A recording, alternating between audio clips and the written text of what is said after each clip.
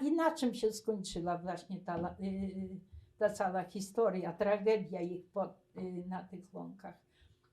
Że oni nie mieli tego pociągu. 2 doby ci ludzie tam jęczą, kwęczą, jaki to był pisk, jaki to był szum.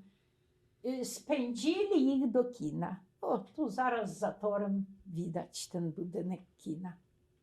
Spędzili ich do kina tak jak śledzi, bo ich było dużo. No, to kino nie za dużo. I tak pisk, 2 doby bez jedzenia, bez picia, bez nic, prawda? Tak w tym kinie się kończyli. To myśmy tam z koleżankami, bo dziewczynki, dzieci, no to wie pan, to granatowa policja jak stała, bo się zmieni, tu dużo, pod kinem właśnie granatowa stała. Ja miałam koleżankę ze szkoły, z którą kolegowałam, jej ojciec był granatowym policjantem. I zgromadzili ich tam w tym kinie.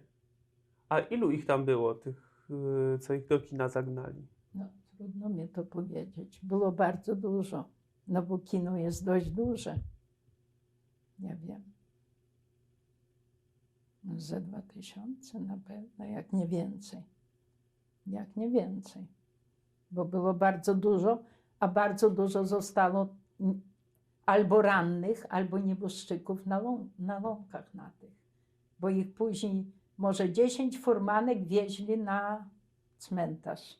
Tych, których zbierali z łąki. Ich zbierali. Wieźli nawet na tych, było wózek, to takie pamiętne widowisko, był wózek z bliźniakami, postawiony na nieboszczykach, na furze. I te dzieci kwiliły, słychać było, jak płakały te dzieci.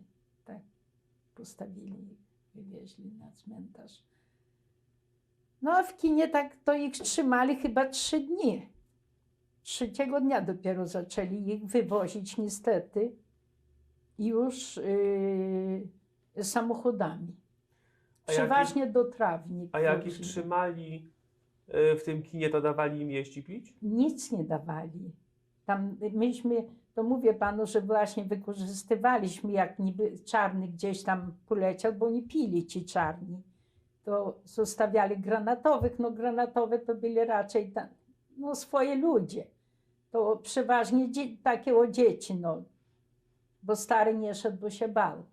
To tam dawało się wodę w butelkach, wodę, herbatę, chleb. Tych rąk było tyle w tych oknach, ale to co, to jest nic na tyle osób.